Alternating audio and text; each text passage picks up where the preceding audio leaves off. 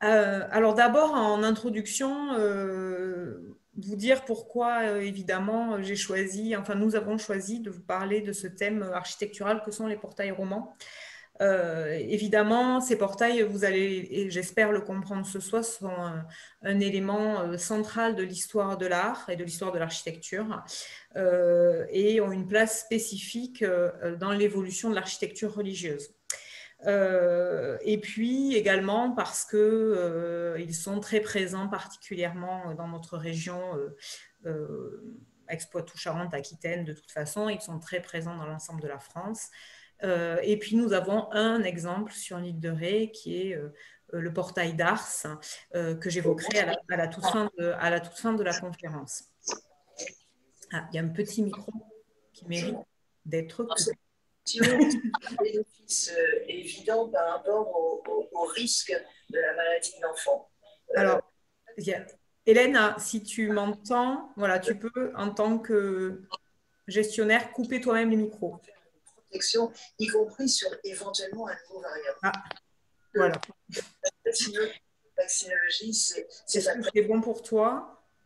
Alors, est-ce que je peux les couper? Je dois pouvoir le faire également. Hop. Voilà, ça a l'air bon. Pardon. Donc, en effet, je vous disais, dans la région, voilà, on a particulièrement des vestiges de cette période. Voilà, l'idée, évidemment, à 45 minutes, je vais vous brosser un portail un peu large, hein, une histoire un peu large de ces portails romans, puisque je pourrais évidemment vous en faire beaucoup plus long.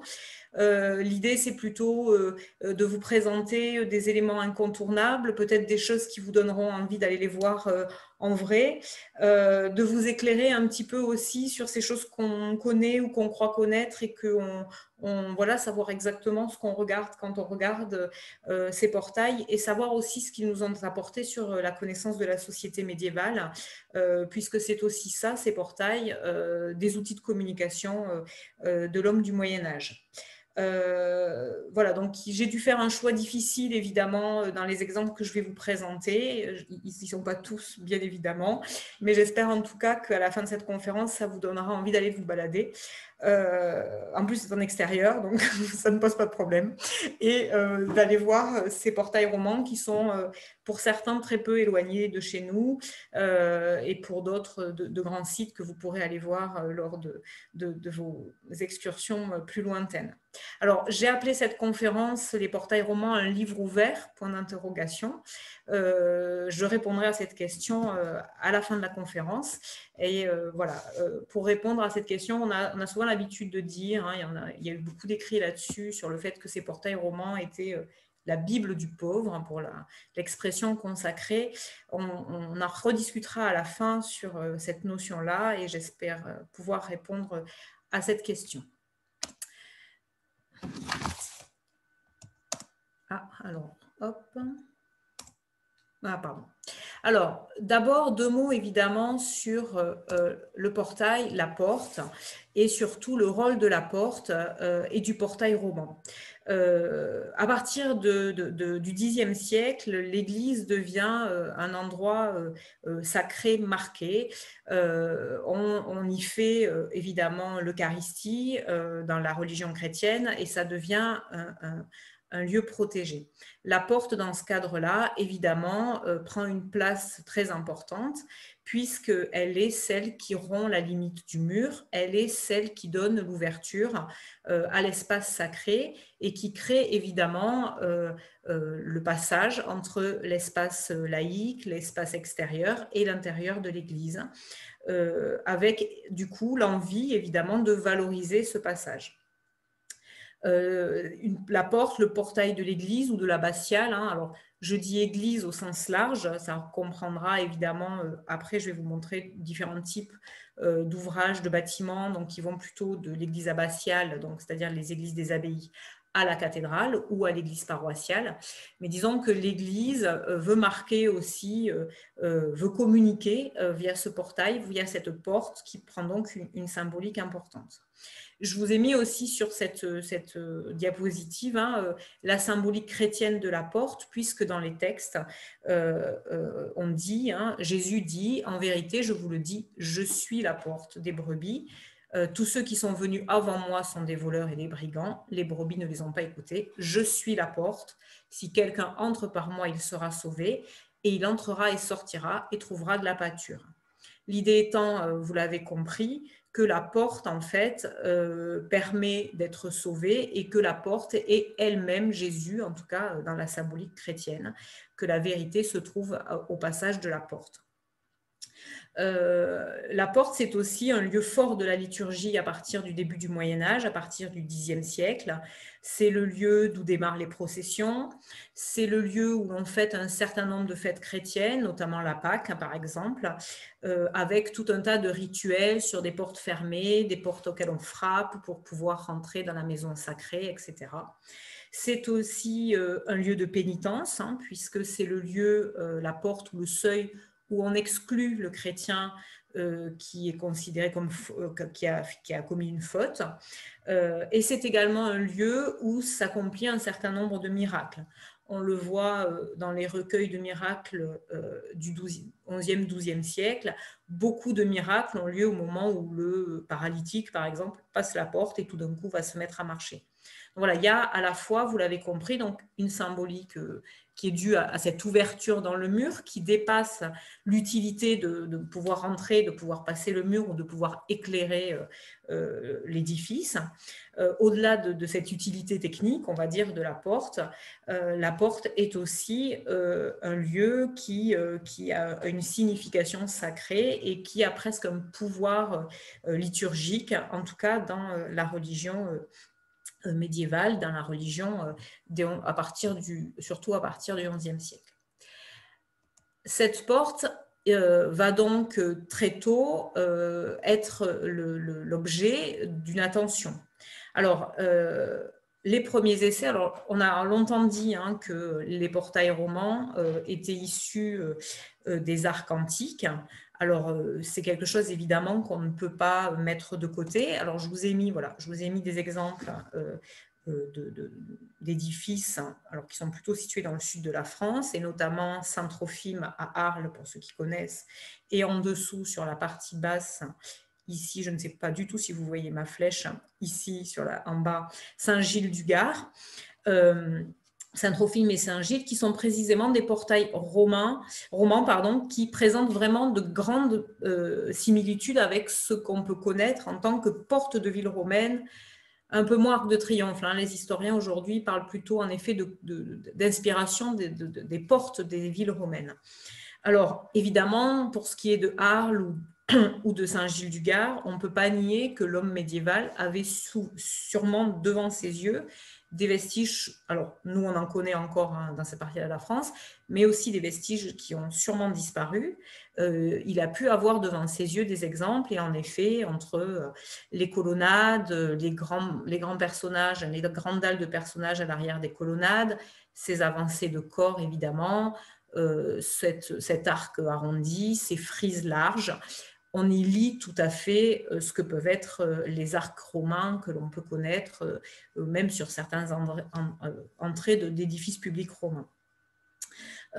Donc, il y a en effet cette place de l'inspiration antique qu'on ne peut pas laisser de côté dans ces parties-là. Il en est de même à droite, hein, je vous ai mis la Porte des Comtes, Saint-Sernin de Toulouse, voilà, où on retrouve hein, cette même structure. Alors, cependant, ça, on est sur la structure architecturale, c'est-à-dire ça, c'est pour la question de l'architecture, c'est comment on en est venu, en effet, à créer ces portails romans. Après, ce qu'il faut bien noter, c'est que les portails romans ne sont pas homogènes, ni tout au long de la période, ni encore moins géographiquement. C'est-à-dire qu'on a des choses très différentes, on en verra beaucoup là, ce soir tout au long de la conférence, il y a des choses qui ne se ressemblent pas du tout. Par contre, ce qui est indéniable à partir du 11e, au moins à partir du milieu du XIe siècle, c'est de cristalliser un peu l'image, le message autour du portail, et de plus en plus le décoller de la façade en créant une épaisseur, et qui est possible grâce à la multiplication des colonnes ou la multiplication des voussures. Alors, je vous ai mis un peu plus loin, voilà, un petit peu plus loin, quelques mots d'architecture, évidemment, de quoi parle-t-on? Donc, juste pour rappel, hein, alors les voussures étant ces arcs qui dessinent le haut du portail, l'ensemble de ces arcs, c'est ce qu'on appelle une archivolte. Ici, vous avez ce qu'on appelle le tympan, qui est la partie plane au-dessus de la porte, le linteau qui est le dessus de la porte, hein, cette partie horizontale, le trumeau qui est la partie centrale qui soutient le linteau, qui n'est pas toujours présente, mais qui peut être présente, voilà, surtout quand le linteau est très long, c'est quand même un élément de soutien. Et puis les pieds droits, qui sont les éléments présents à droite et à gauche du portail et qui soutiennent évidemment la partie haute. Voilà, ce sont des mots que je vais utiliser ce soir. J'espère que vous les avez tous retenus pour bien comprendre mon discours. Donc, je reviens à mes portails, voilà, et donc à cette multiplication des voussures qui permet, vous l'avez vu, de mettre en valeur ces entrées et donc de créer dans l'architecture une épaisseur qui permettra par la suite d'y intégrer des sculptures. Alors, donc vous l'avez compris, le portail roman, ce n'est pas quelque chose qui apparaît du jour au lendemain. Il n'y a pas quelqu'un, un jour, un architecte qui s'est dit « je vais faire un portail, ça va s'appeler le portail roman, ça va être formidable ». C'est bien une évolution, en fait, de façon de voir l'architecture et la possibilité de créer au bout d'un moment une architecture capable d'avoir la place de recevoir une sculpture monumentale. Voilà, c'est vraiment la question. Alors, les premiers essais, à partir du tout début du XIe siècle, de sculpture, sont très modestes. Alors, je vous présente ici ce qu'on a l'habitude d'appeler les linteaux du Roussillon, bien qu'il y en ait d'autres, en fait, notamment au nord de l'Espagne. Donc, ces deux linteaux, que sont le linteau de Saint-André de Sorède et le linteau de Saint-Génis-des-Fontaines, donc qui sont deux monastères bénédictins fondés vraisemblablement vers le 8e, 9e siècle. Et on se rend compte en fait que dans l'entrée de l'église abbatiale, on a choisi pour la première fois, vraisemblablement en tout cas, de placer un linteau sculpté. Alors, on pense d'abord que ces linteaux ne sont pas des linteaux, mais peut-être plutôt à la base des devants de table d'hôtel qui ont été réutilisés dans la façade. Ici, vous avez en bas la façade de Saint-Génis-des-Fontaines, où vous voyez en fait qu'il y a plusieurs types de plaques qui ont été insérées dans la façade pour la décorer. C'est un début, hein. Voilà, il y a ce début de volonté de décorer la façade.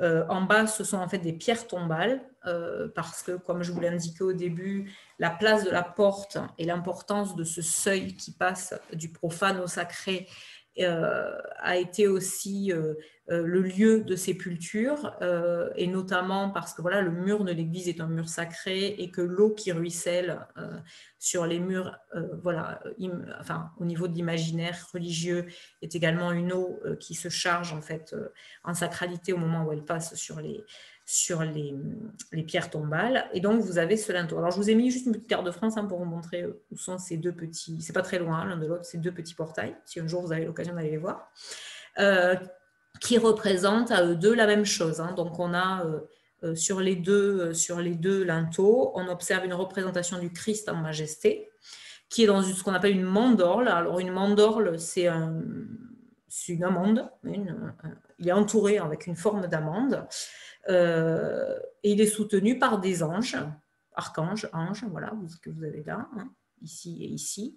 Et de chaque côté, il est encadré par des personnages, chacun logé sous des arcs. Alors, vous remarquerez aussi l'architecture qui est représentée dans la sculpture. Donc voilà, et donc dans celui de Saint-Génis-des-Fontaines, en fait, il est extrêmement bien daté, puisqu'en fait, il y a une inscription qui permet de le dater, donc on sait qu'il date des années 1020. Donc vous voyez, c'est le tout début du XIe siècle, c'est ce qu'on considère comme étant la première vraie pensée de sculpture romane en France.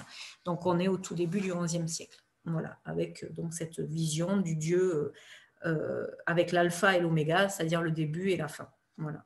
Donc qui règne indéfiniment, cette idée d'éternité, voilà, le premier message qui commence à passer, cette idée d'éternité et d'église qui durera au-delà de la fin des temps, qui a existé avant les temps et qui durera jusqu'à la fin des temps. Ça, vous verrez, c'est un message qu'on va retrouver très souvent sur les grands portails sculptés une fois qu'on aura plus avancé dans la sculpture. De façon pas tout à fait contemporaine, on est sur des choses plus... Alors là, je vous ai mis les portails, hein, juste pour vous montrer la porte des Comtes, pour vous donner une idée. On était vers 1020 à Saint-Génis-des-Fontaines, ici à Saint-Cernin de Toulouse, cette porte-là, on est dans les années 1080. Il y a à peu près 50 ans d'écart entre ces deux petits, ces deux petits linteaux sculptés et la porte des Comtes à Saint-Cernin de Toulouse, qui, elle, présente surtout un ensemble de chapiteaux sculptés. Et vous voyez encore des choses qui sont intégrées dans la façade. Voilà, ici et ici, et surtout un ensemble de chapiteaux sculptés. Mais là, on voit que le travail s'est surtout fait autour de l'architecture et de la profondeur des voussures, des archivoltes, pour permettre de mettre la sculpture. Alors, évidemment, je continue sur les portails romans, premiers les plus anciens, les portails romans les plus anciens. Là, celui que je vous présente, c'est Séjour Toulouse, c'est la basilique Saint-Cernin. Donc, Saint-Cernin est une grosse basilique qui, enfin, c'est une abbatiale hein, qui a énormément de pouvoir sur la ville toulousaine, qui sera notamment aussi à l'origine d'une partie de l'urbanisation de la ville, puisque tout un quartier en fait, va se créer autour de cette abbaye. Donc, ce sont des moines qui vont être très très vite en rivalité avec les comtes toulousains. Ils vont être extrêmement riches parce qu'ils sont propriétaires de beaucoup de terres et ils gagnent aussi beaucoup d'argent par le pèlerinage à Saint-Cernin. Donc Saint-Cernin, c'est Saint-Saturnin, hein, ils sont dépositaires de plusieurs reliques. Donc les gens viennent en pèlerinage, c'est une église à pèlerinage avec des reliques qui soignent, donc ils ont énormément de pèlerins. Donc qui dit pèlerin dit rentrée d'argent. Donc c'est des moines qui vont aussi énormément s'opposer à la fois au pouvoir public toulousain, mais également à l'évêque qui voit d'un mauvais œil évidemment la place des moines. Juste pour information, on est au XIIe siècle, à l'époque où clairement il y a une opposition entre ce qu'on appelle le clergé régulier que sont les moines et le clergé séculier que sont les prêtres, les évêques, etc. Le clergé régulier, j'en reparlerai tout à l'heure, grâce à la fondation de l'abbaye de Cluny, prend une place prépondérante dans la politique des territoires, des différents territoires qui composent à cette époque-là la France, le royaume de France, les duchés, les comtés, les principautés. Au détriment de l'église séculière qui, elle, n'est pas très puissante, voilà, et n'a pas beaucoup d'argent, contrairement aux grandes églises, aux grands monastères qui vont être extrêmement puissants. Ça, il faut bien le garder en tête parce que les messages qu'on va trouver sur les portails romans, au-delà de ce qu'on peut y lire en messages religieux, évidemment, sont aussi des messages à but politique et une façon aussi d'assumer un certain nombre de choses de la part des moines. Donc là, je vous montre la porte Miègeville. Miègeville qui tire son nom sûrement du fait qu'elle est tournée vers la vieille ville. Donc Miègeville, c'est un des plus premiers grands portails romans avec, alors vous voyez, des choses qui sont encore un peu tâtonnantes. Hein. On a à la fois l'incrustation à droite et à gauche de grands personnages sur des plaques. En même temps, donc, on a un tympan sculpté, mais pas les voussures. Et puis, un linteau qui a vraisemblablement été rajouté après coup. Puisqu'on voit, hein, il n'est pas tout à fait à la taille de la porte. Vous voyez, c'est plutôt plusieurs éléments qui ont été plus ou moins assemblés pour rentrer dans le dessin du tympan. Il faut bien vous dire que techniquement, c'est quand même compliqué pour l'artisan médiéval d'arriver à faire des sculptures qui rentrent dans le tympan. Enfin voilà, il y a quand même toute une technique architecturale qui complexifie aussi le travail du technicien. Alors là, ce que vous voyez, hein, c'est une ascension du Christ que vous voyez là au centre, qui est soutenue par des anges. Donc voilà, tout ça, ce sont des anges là. Est-ce que vous voyez ma flèche? Est-ce que quelqu'un peut me faire un pouce ou quelque chose pour me dire s'il voit ma flèche? Oui, oui, on entend bien, Stéphanie. Et vous voyez ma flèche ou pas? Ah oui, oui, oui, moi je oui, la vois bien. bien. Donc tout va bien. Donc, qui est soutenu ici par des anges à ce niveau-là. Et puis en dessous, le linteau montre les apôtres vraisemblablement, et puis des séraphins à gauche et à droite, avec un séraphin qui tient un livre fermé, un séraphin qui tient un livre ouvert, ce qui est assez proche du message dont je vous parlais tout à l'heure, qui est cette idée que le début et la fin, que avant ou après, que avant que les temps commencent ou qu'après que les temps soient finis, l'Église, l'ascension est toujours là et l'Église est toujours aussi puissante. Je vous rappelle que là, on a un vrai message politique de la part des moines de Saint-Cernin qui est présenté sur ce portail, voilà, clairement, qui glorifie la force de l'Église et son pouvoir. Et puis, vous avez deux grands personnages qui sont placés de chaque côté du tympan, ici, de grande taille, Saint-Pierre d'un côté et puis de l'autre, Saint-Jacques, voilà, qui sont représentés. Et notamment un qui est également debout sur une figure qui est Simon le magicien, qui est une figure de l'hérésie, et donc qui est aussi une façon d'expliquer que l'Église aussi met de l'ordre et se bat contre l'hérésie, voilà, et donc contre les gens qui ne sont pas de son côté. Voilà, il y a tout ce message-là qui est proposé ici sur cette porte Miègeville. Ça, je vous l'ai déjà montré. Alors, évidemment, donc, ce programme sculpté, donc là, je viens de vous en montrer un premier. Ce que je vous disais aussi au début, c'est que, donc vous l'avez vu, hein, ils ne sont pas nés comme ça, ces portails romans. Donc, ils sont issus de l'aboutissement de premières expériences réalisées durant le XIe siècle. On va le voir aussi, et comme je vous l'ai dit, ils sont la concentration de thèmes qui glorifient évidemment le Christ et par là l'Église. Et ils sont aussi l'expression et le contexte social et politique de la société médiévale, évidemment. Alors, le XIe siècle est un siècle qui est marqué par des événements importants pour l'Église catholique. Évidemment, la réforme grégorienne, dont je vais vous reparler, le combat contre certaines hérésies, le développement des pèlerinages, et notamment des pèlerinages du culte des saints. Et je vous en parlais un peu tout à l'heure, la fondation de l'ordre de Cluny. Alors, je vous en parle parce que c'est un ordre qui va avoir une influence évidemment exceptionnelle auprès des pouvoirs, et puis avec de nombreuses abbayes qui lui seront rattachées en France, mais également en Italie, en Espagne, enfin un peu partout, qui évidemment a la volonté de redresser la vie dans les monastères qui était considérée comme un peu... enfin, qui n'était pas assez, évidemment, où la vie n'était pas assez cadrée.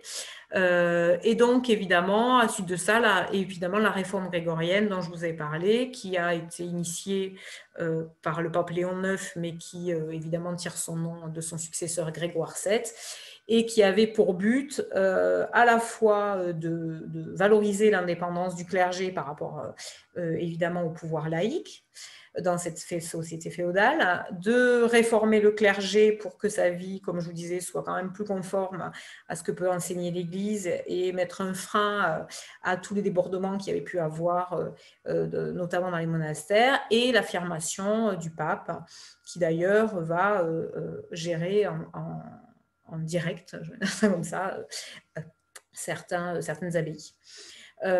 Donc ça, c'est des choses importantes. Et puis, comme je vous disais, évidemment, le développement du culte des saints, qui fait que, du coup, les monastères sont particulièrement fréquentés. Certains monastères, et notamment les monastères à pèlerinage, sont fréquentés par un public extérieur. Parce qu'on pourrait se dire, si la porte, c'est la porte de l'abbatiale et qu'elle est derrière les fortifications de l'abbaye, enfin voilà, c'est peut-être pas la peine d'en faire autant, mais comme les monastères sont quand même des lieux d'accueil, voilà, il faut bien se dire que les messages, quoi qu'il en soit, sont tournés vers la vie publique, sont tournés vers l'espace profane, et c'est pour ça qu'ils sont porteurs de messages.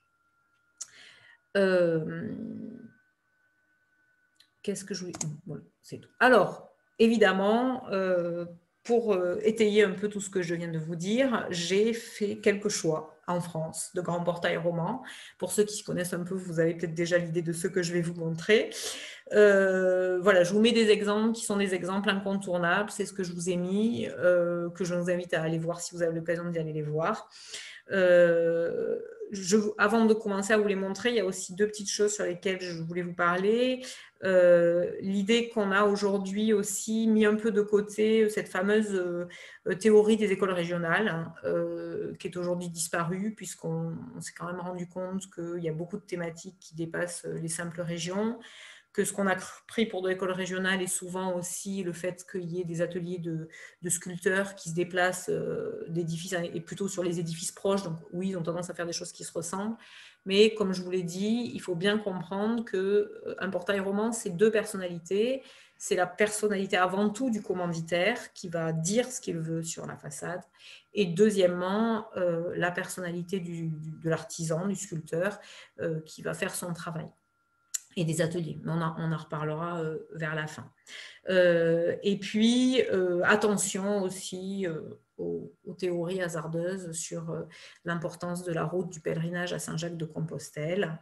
Voilà, où aussi aujourd'hui, on sait que ça n'est pas une des raisons pour lesquelles on retrouve des choses qui se ressemblent sur certaines abbayes, mais qui sont plutôt dues à la filiation des abbayes ou au contraire à voilà, des choses qui ont circulé via plutôt les artisans sculpteurs. Hop. Alors, évidemment, premier portail sculpté que je voulais vous présenter, c'est celui de Moissac. Alors, vous allez voir, hein, dans les portails que je vais vous présenter, déjà, la première chose, c'est bien comprendre que le portail roman, comme son nom l'indique, se lit dans l'ensemble du portail.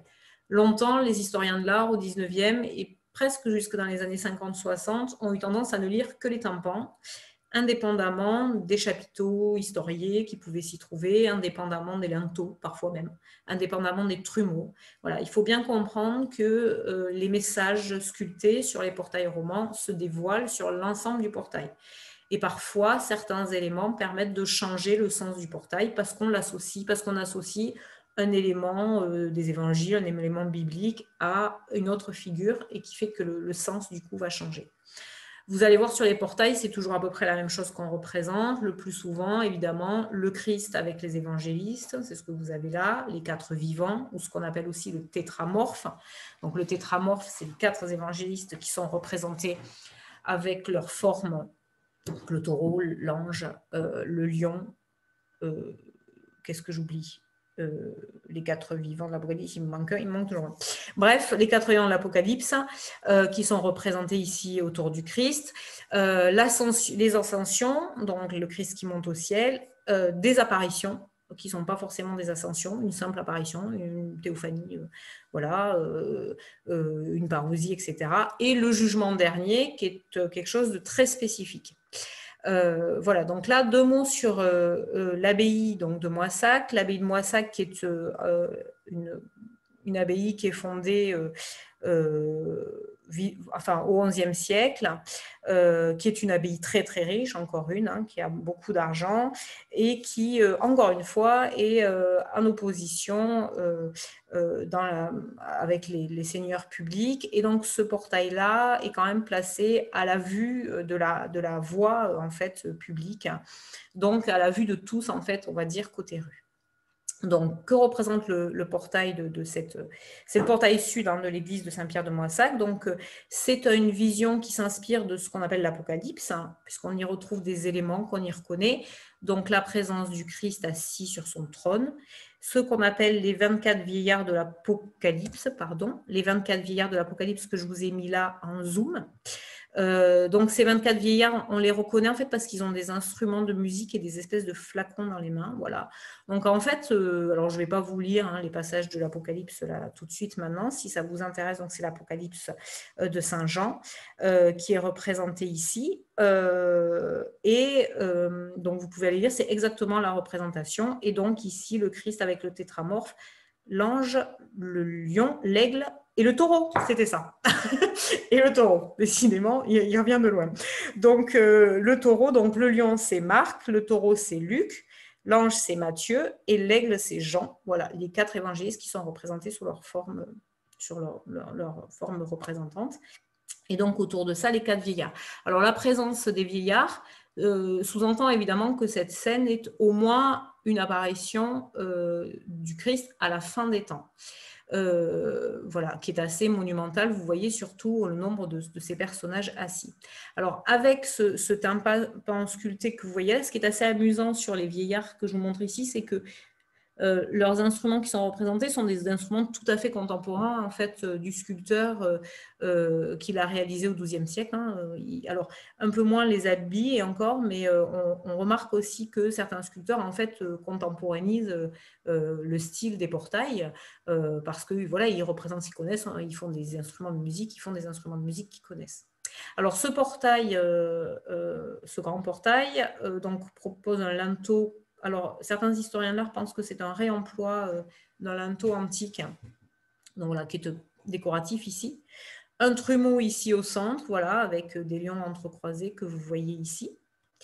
Et puis, alors sur le côté, je ne vous ai pas mis les photos, je crois, sur les côtés du... Non, je ne vous ai pas mis. Sur les côtés du trumeau, donc vous me croirez sur parole, en fait, il y a d'un côté, il y a des prophètes en fait, de chaque côté qui annoncent la venue du Christ, hein, c'est ça le rôle des prophètes, c'est ceux qui parlent avant, hein.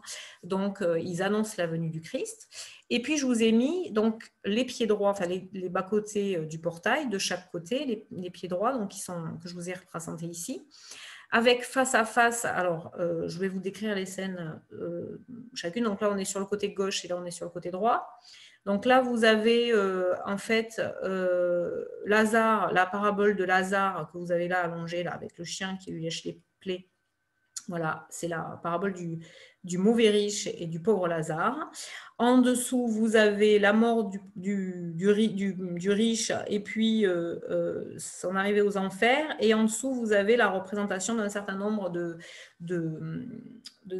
péchés, notamment la luxure qui est ici représentée par cette femme avec un serpent qui lui mange la poitrine et les parties génitales, voilà, qui est une figure assez, qui est tout à fait répandue. Enfin, la luxure est pratiquement toujours représentée comme ça, et l'avarice à côté, qui s'étrangle avec sa bourse. C'est la représentation de l'avarice. Voilà, donc là, vous avez compris, c'est le côté un peu... c'est pas le côté positif du portail, voilà, là vous avez une image de ce qu'il ne faut pas faire. Et en face, vous avez évidemment tout le contraire, donc des scènes de la vie du Christ avec une annonciation, une visitation, une nativité. Et tout à fait en haut, il y a ici la fuite en Égypte, que vous reconnaissez là avec Marie sur son âne. Et qu'est-ce que j'oublie? Je crois que là... Ah oui, c'est la présentation au temple. Voilà. Donc, on a mis face à face, si vous voulez, le mal et le bien. Alors, certains historiens ont eu vite fait de dire « Ah, bah, c'est une représentation du jugement dernier ». Alors non, clairement non. Aujourd'hui, ici, ce que le message qui est passé par le commanditaire, c'est d'abord la puissance de l'Église jusqu'à la fin des temps, et puis aussi son histoire qui explique en fait d'où elle vient, quelle est l'histoire du Christ, donc son assise en fait si vous voulez, et aussi sa puissance puisque la fin des temps punira de toute façon ceux qui agissent mal. Donc c'est plutôt un message qui est symbolique, qui symbolise la puissance de Moissac, sachant que Moissac fait partie des abbayes qui étaient rattachées à Cluny, dont je vous parlais tout à l'heure, et que donc, voilà, il y a cette volonté aussi de rappeler ce qu'est une vie réglée correctement et quels sont les péchés à ne pas commettre. Je vous rappelle que ça, vous êtes directement sur la rue. Donc, quand vous passez dans la rue qui est juste là, je peux vous dire que les 4 personnages ici qui représentent la luxure, l'avarice, sont assez effrayants, même pour un homme du Moyen-Âge. Il y a ça aussi. On a beaucoup insisté là-dessus, c'est-à-dire sur l'effet ne serait-ce que émotionnel que pouvait faire la sculpture médiévale envers le passant qui... ça répond un peu à la question que je posais au début, qui clairement ne comprend pas vraiment tout le message du commanditaire, parce que vous avez vu un peu la complexité du message. Même nous, contemporains, historiens de l'art contemporain, on a parfois du mal à comprendre tout à fait ce qui a voulu être présenté.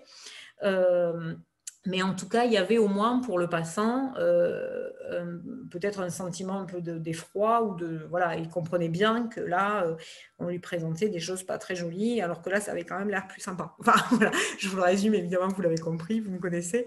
Mais en tout cas, voilà, il y a aussi cette volonté d'impressionner hein, par la réalisation. J'avance un peu, je pars tout à fait dans une autre région. Là, Moissac, pour ceux qui voulaient y aller, c'est le Tarn-et-Garonne. Donc là, je pars complètement à l'autre bout. Nous sommes en Bourgogne, puisque nous sommes à Vézelay. Donc la basilique Sainte-Marie-Madeleine. Donc basilique signifie qu'on y a des reliques. Donc c'est la Vézelay. Vézelay est une église à pèlerinage.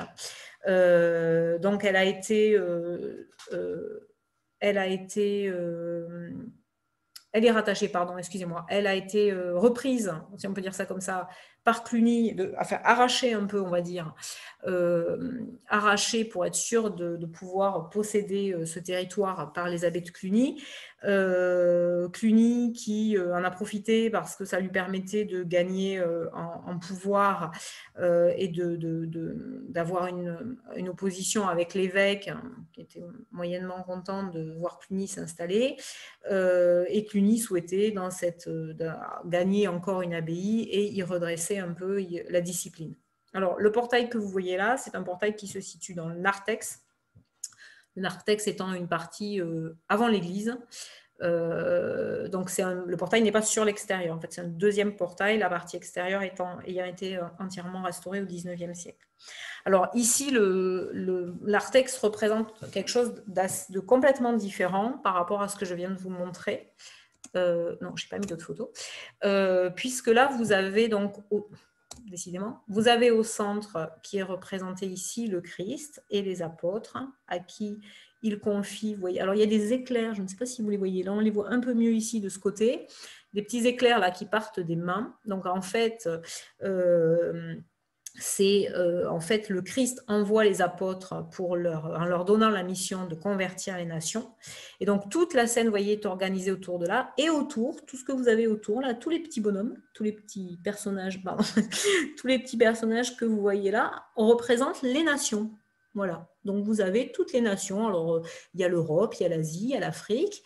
Et donc, l'Église, le Christ, envoie ses apôtres voilà, pour évangéliser, enfin, pour donner la bonne parole à toutes les nations. Alors, vous voyez bien la symbolique politique de ce genre de portail, où en fait, on montre que tout le monde se rallie, enfin tout le monde est derrière l'Église, derrière le Christ. Enfin voilà, il y a une thématique assez claire sur ce portail.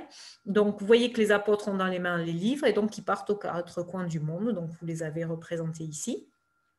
Ensuite, dans la voussure qui est ici, vous avez un zodiaque qui est représenté. Alors ça, je vous en parlerai, mais c'est une représentation aussi très courante au Moyen-Âge, le zodiaque qui fonctionne souvent avec le travail des jours, qui est aussi une idée d'universalité, hein, cette histoire de zodiaque, voilà, de choses qui tournent et qui se répètent sans s'arrêter. Voilà, cette idée d'éternité, en fait, hein, qui est à travers les zodiaques.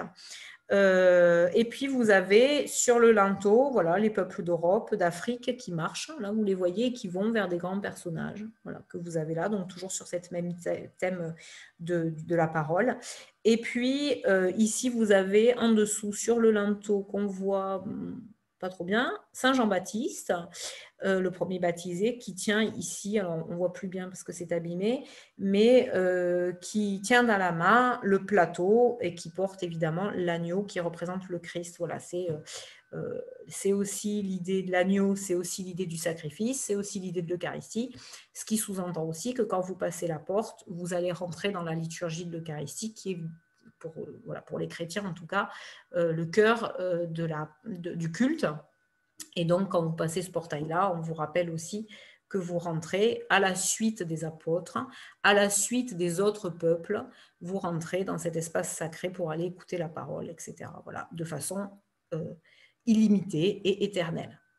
Voilà, en gros, ce que vous dit ce portail de Vézelay, ici. Alors, un autre portail que je vous présente, je repars dans le sud de la France, j'en fais des allers-retours, que j'aime énormément, qui est le portail de l'abbatiale Sainte-Foy de Conques, que vous connaissez sûrement, donc qui est une abbaye qui a été construite suite à la translation, c'est ce qu'on appelle ça comme ça, des reliques de Sainte-Foy, qui est en fait ni plus ni moins qu'un vol des reliques de Sainte-Foy qui se trouvaient précédemment à Agen. Donc, ils sont partis, les moines, alors c'est ce que raconte l'histoire de Sainte-Foy. Donc, ils sont récupérés, ils ont passé plusieurs années à Agen pour endormir un peu les gens, et ils se sont repartis avec les reliques.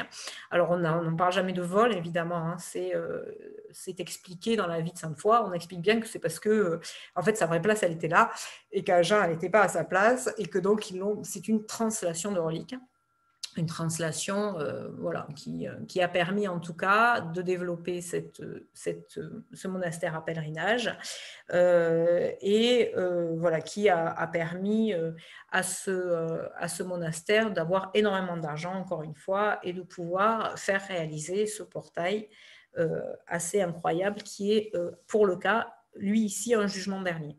Alors, sa particularité, c'est que, comme beaucoup d'autres portails, vous voyez, et ce qui simplifie aussi sa compréhension, c'est qu'il y a énormément d'inscriptions qui vous disent ce que vous êtes en train de regarder, ce qui est plutôt facilitant, même si, bon, voilà, c'est pas très compliqué. Donc là, vous avez encore une fois le Christ dans une mandorle. Là, vous connaissez ce mot maintenant si vous ne le connaissiez pas avant. Dans les nuées. Voilà, donc ça c'est la représentation parfaite de ce qui est écrit dans les textes. Les anges qui portent la croix, ceux qui jouent de la musique. À gauche, enfin à droite du Christ, donc à votre gauche, mais à droite du Christ avec sa main bénissante, les bonnes âmes. Saint-Pierre, la Vierge, vous les reconnaissez. Voilà, des prêtres, etc. Ici, voilà, vous avez aussi des anges qui ouvrent, ici en bas, les anges qui ouvrent les tombeaux. Hein, voilà, ici. Et puis, vous avez ici l'accueil au paradis, alors sous ces petites arches qui sont les mêmes que celles de l'église, avec ces petites colonnes. Et vous voyez l'ange qui accueille côté paradis les gens, avec cette porte arrondie qui reprend, vous l'avez compris, la forme de l'église. Côté enfer, vous remarquerez que la porte, elle est carrée. Évidemment, on ne va pas non plus faire une porte équivalente, avec le Léviathan qui attend pour rentrer, avec ce petit diable qui vous pousse gentiment dans la gueule du Léviathan. Et puis derrière, tout un tas de supplices sympathiques, avec du feu, voilà, des gens à l'envers. Il y a un chevalier, vous voyez, le pouvoir laïque, vous voyez, on l'a mis un peu du côté de l'enfer, le chevalier. Voilà, avec tout un tas de petits démons qui mangent des têtes, qui tirent des langues, qui arrachent des jambes. Enfin voilà, c'est très imagé. Si vous avez l'occasion d'y aller, il faut vraiment aller voir ce portail. Et puis, j'attire juste votre attention sur les petits personnages qui sont ici qui plient en fait la bordure de la voussure pour regarder ce qui se passe, puisque les textes disent qu'au moment du jugement dernier, tous les yeux seront tournés vers le Christ. Et donc, voilà, le sculpteur a rajouté ici des petits personnages, et tout en jouant avec l'architecture, voilà, comme s'il poussait une espèce de rideau. Voilà, c'est assez amusant. Donc, je vous invite vraiment, si vous avez l'occasion, à aller voir cette abbatiale de Conques, voilà, avec les vitraux installés dans les années 90 par Pierre Soulages. Tout à fait autre chose en termes d'histoire de l'art, mais voilà. Si vous avez l'occasion, il y a plusieurs choses à voir.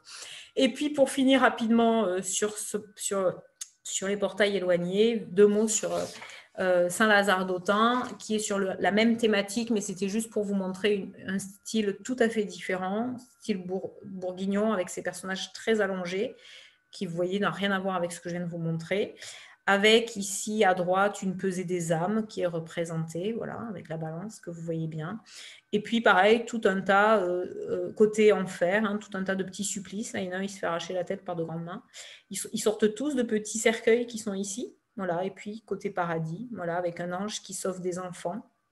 Voilà, c'était juste pour vous montrer un peu le même genre de thématique réalisé ici par Gisèle-Bertus, puisqu'il a écrit son nom, et c'est écrit ici, Bertus, hoc fecit, donc il a fait cela. Voilà, et donc on a la chance ici d'avoir le nom du sculpteur, au moins du tympan. Il n'a peut-être pas tout fait, vraisemblablement, mais en tout cas, on a son atelier à réaliser au moins cette partie-là, ou peut-être le Christ. En tout cas, c'est une des œuvres qu'on a qui est signée.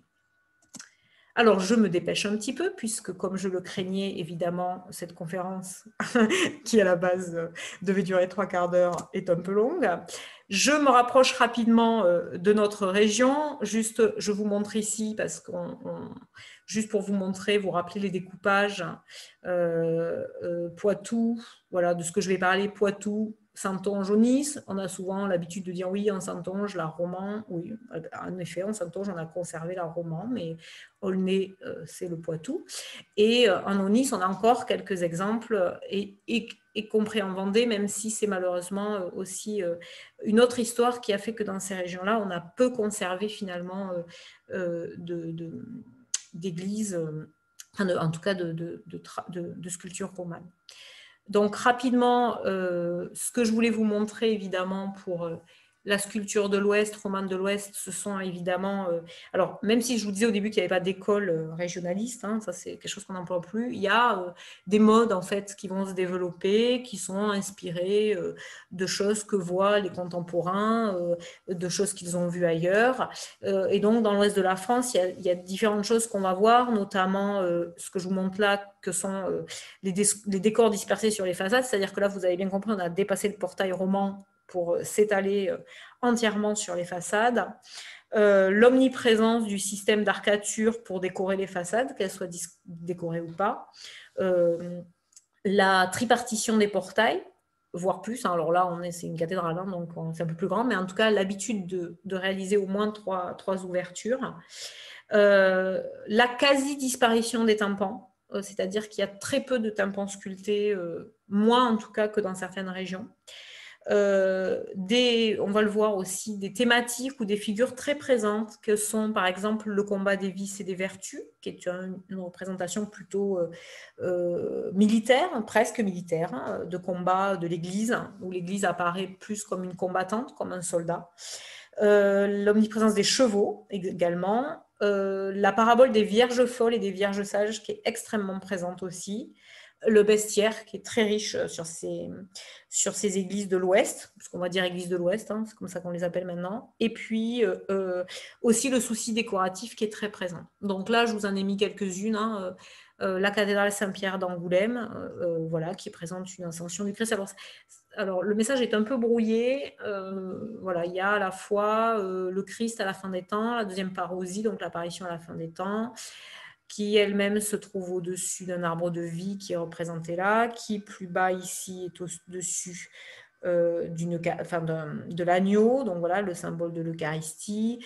Il y a quelques éléments présentant l'enfer et le paradis. Il y a surtout des apôtres qui sont présentés un peu partout sur la façade, la Vierge également. Donc voilà, tout un tas d'éléments qui sont encore une fois, vous l'avez compris, à la gloire de l'Église et du Christ.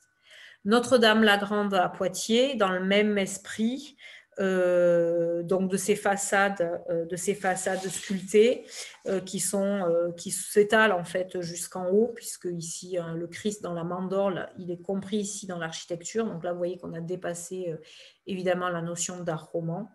Les trois ouvertures que l'on va retrouver, la disparition du tympan, les voussures sculptées, souvent ornementales d'ailleurs, qui joue un jeu plus de cadre à la porte, hein, c'est-à-dire que le message est développé sur la façade et on choisit plutôt d'utiliser la voussure pour encadrer la porte, plutôt à la manière d'une œuvre d'art, d'une œuvre d'orfèvrerie, on va encadrer la porte. Et puis, pour ceux qui la connaissent, évidemment, cette frise représentant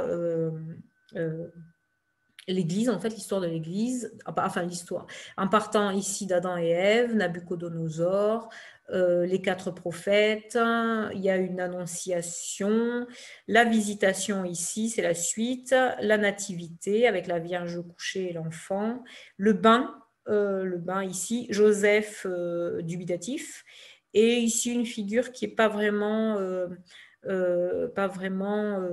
expliquée, qui est un combat, voilà, qui est représenté ici. Donc vous avez en fait la filiation de l'Église qui est représentée depuis Adam et Ève jusqu'à la naissance du Christ et son premier bain. Voilà, donc c'est la filiation de l'Église qui est présentée ici sur sur cette partie-là, et puis une ascension avec les apôtres, enfin voilà, toujours les mêmes thématiques de glorification de l'Église. Ici, je vous ai mis évidemment Saint-Pierre d'Aulnay. Aulnay, on est ex-Poitou, rattaché, donc là on est sur les anciennes terres du Poitou. Aulnay qui est évidemment connu pour ses sculptures, donc on y retrouve ici l'ouverture tripartite, voilà, une crucifixion de Saint-Pierre, et puis des thématiques que je vous montrerai après, dont je vous parlais tout à l'heure, le combat des vices et des vertus, les vierges folles, les vierges sages, l'agneau qui est représenté ici, le sacrifice, l'Eucharistie, et puis ici, un zodiaque qui est représenté, et puis ça c'est le portail côté sud, avec un bestiaire assez connu, nombreux animaux, des figures polymorphes, des musiciens, voilà. Alors c'est assez intéressant ces sculptures-là, y compris les sculptures de ce qu'on appelle des modillons, qui sont ces petites pièces de soutènement qui se trouvent ici. Ah oui, et puis il y a aussi à Aulnay, je crois que je vous avais mis des zooms. Je vous avais mis des zooms sur le combat des vices et des vertus que vous avez là. Donc ça, c'est une vertu qui combat un vice qui est ici en bas. Voilà, les voussures décoratives ici extrêmement travaillées. Et puis ici, vous avez le zodiaque avec le lion ici, si vous le reconnaissez. Voilà, par exemple, le lion ici. Alors c'est intéressant, oui, je vous disais les petits animaux et les modillons, parce que là on est dans une phase où en fait on voit que les sculpteurs arrivent à mélanger la sculpture religieuse et la sculpture profane, c'est-à-dire qu'on laisse une certaine liberté à l'atelier de sculpture sur certains éléments, et notamment sur les modillons qui sont un peu exclus du message religieux que veut faire passer le commanditaire. Et donc, le sculpteur en profite pour y faire un peu il y a beaucoup de choses, il y a énormément de visages, des animaux souvent, des musiciens beaucoup, des choses qui représentent des fêtes, les ânes qui mangent un hostie, la fameuse fête de l'âne, etc. Donc, des choses qui sont plutôt de la vie populaire. C'est important parce que, comme vous le voyez là sur la photo, il ne faut pas oublier que les portails ouvrent directement sur des espaces de vie publics, notamment les cimetières, qui sont au Moyen-Âge des espaces de vie, des espaces où il y a des marchands, des espaces où on fait des fêtes, des espaces où on passe, où on ne fait que traverser. Et donc, cette culture populaire, elle est présente en plus du thème religieux et du message qu'on veut passer sur les églises plutôt paroissiales, ou en tout cas de plus modestes. On voit voilà, qu'on a envie aussi de faire apparaître cette culture profane. En tout cas, c'est ce que font les sculpteurs. Alors, je vous ai mis quelques églises en Saintonge à aller voir. Je ne vous les ai pas toutes mises, puisque évidemment, il y en a.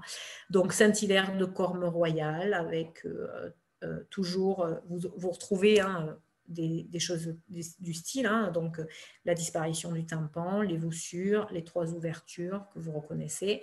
À côté de ça, je vous montre des choses qui n'ont rien à voir esthétiquement. C'est pour ça que c'est une façon de vous montrer aussi que la notion d'école régionale, elle se pose quand même là, puisque là, je vous montre quelque chose qui n'a rien à voir, puisque là, on a mis toutes les sculptures en hauteur. Là, on est plus proche de ce que vous venez de voir sur les façades, l'utilisation des arcatures avec des personnages en ronde de bosse, et l'ascension qui est ici.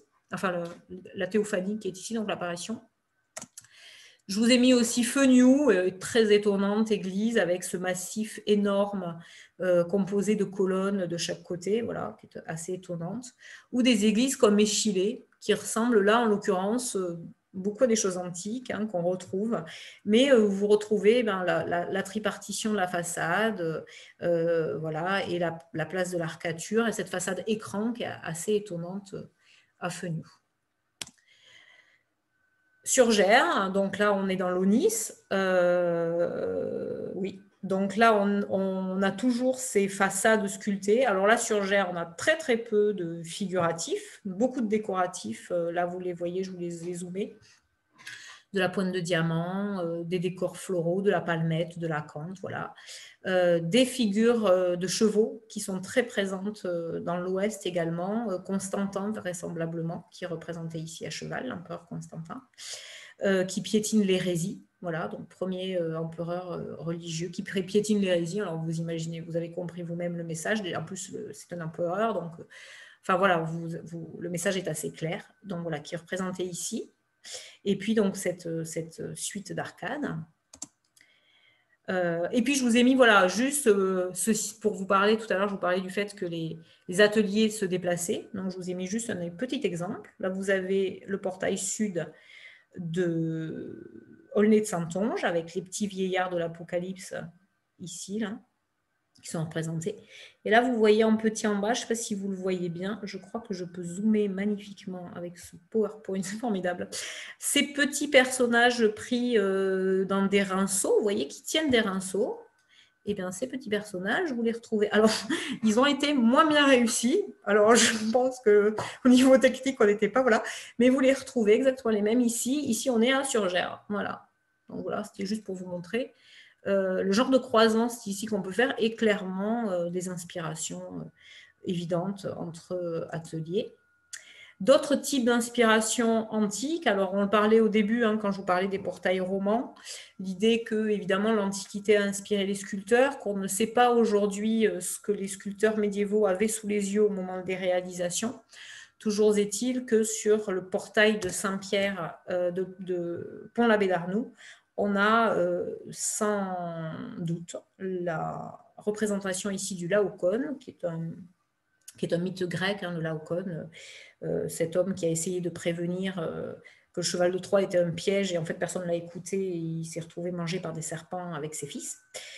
Et donc on a un Laocoon qui, donc évidemment le groupe que je vous ai montré au Vatican, il est moins ancien, c'est un groupe du XVIe siècle, le Laocoon qui est représenté là, qu'on reconnaît bien avec son serpent, vous voyez, assis là, et les deux fils qui sont de chaque côté, ici et ici, qui clairement, qui paraît évident que le sculpteur de Pont-l'Abbé d'Arnoux avait sous les yeux un vestige gallo-romain qui lui a permis de faire ce genre de représentation. Je suis revenue en arrière, excusez-moi. Hop. Alors après, je vous ai mis aussi quelques exemples en Vendée, juste pour vous montrer que voilà, les styles ne s'arrêtent pas à la frontière de la Saintonge et qu'on retrouve exactement la même chose jusqu'en Vendée. La division tripartite, la disparition du tympan, les voussures sculptées. Donc là, c'est Foussé-Perret. Idem ici à Nieul-sur-Lotis. Donc là, c'est une abbatiale. Mais voyez, vous retrouvez exactement le même genre de découpage.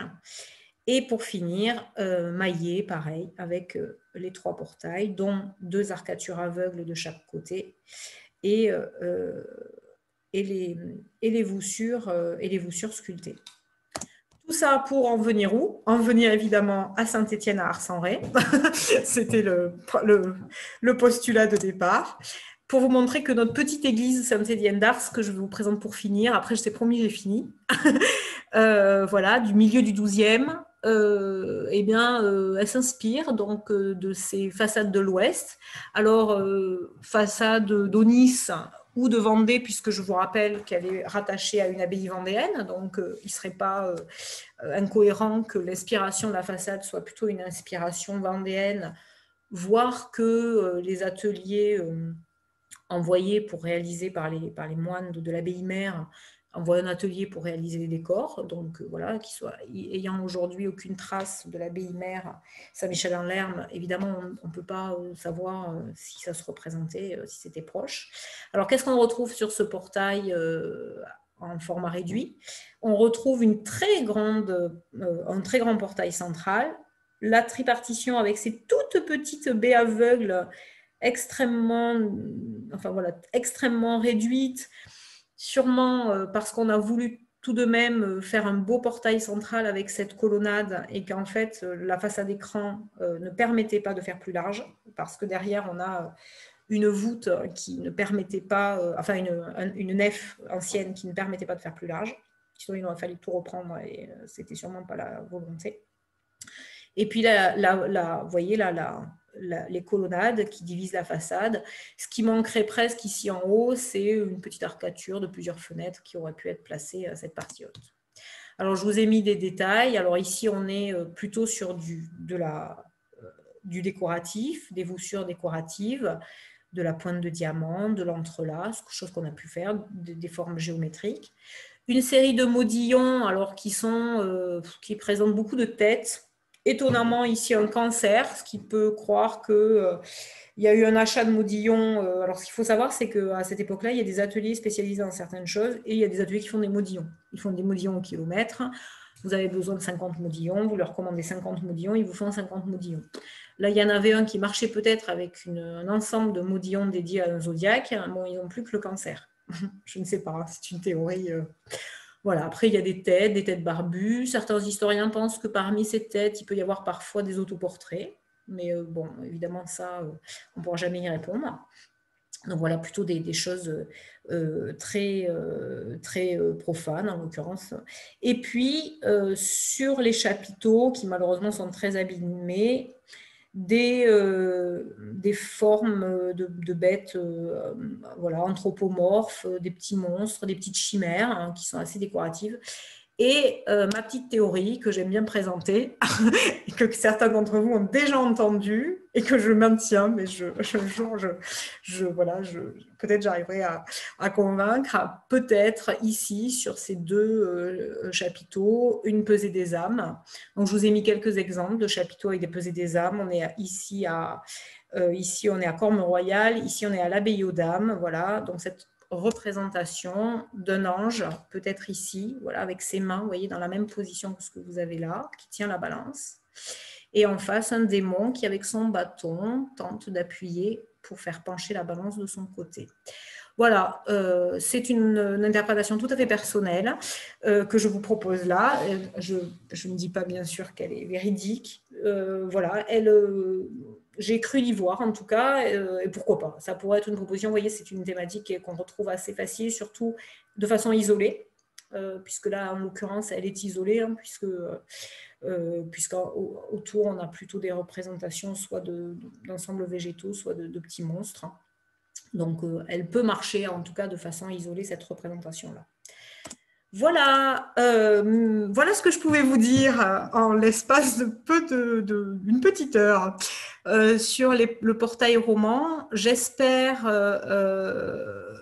vous avoir donné envie déjà d'être un peu plus curieux quand vous irez voir des portails, quelques romans ou d'autres d'ailleurs, sur la sculpture que vous pourrez regarder et que ça vous éclairera un peu plus sur le message que les hommes du Moyen-Âge ont pu nous transmettre, hein, parce que ce sont quand même des canaux assez exceptionnels et une façon de voir une société qui aujourd'hui n'existe plus et qui nous a laissé des témoignages extraordinaires sur la façon dont elle voyait le monde. Alors, ma question du début, c'était un livre ouvert, vous savez, le portail roman, un livre ouvert, point d'interrogation. Alors, un livre ouvert, certes, c'est évident, une Bible ouverte. J'espère cependant que vous avez bien compris que les commanditaires ont quand même fait des messages d'une grande complexité qui méritaient d'avoir une connaissance assez pointue à la fois des textes et du contexte local pour comprendre ce qu'on voyait. Donc non, ce n'est pas la Bible du pauvre, hein. Même si vraisemblablement l'homme du Moyen-Âge reconnaissait assez facilement le Christ, les apôtres, enfin voilà, certains symboles. De là à comprendre le sens complet du portail, il y a quand même peu de chance.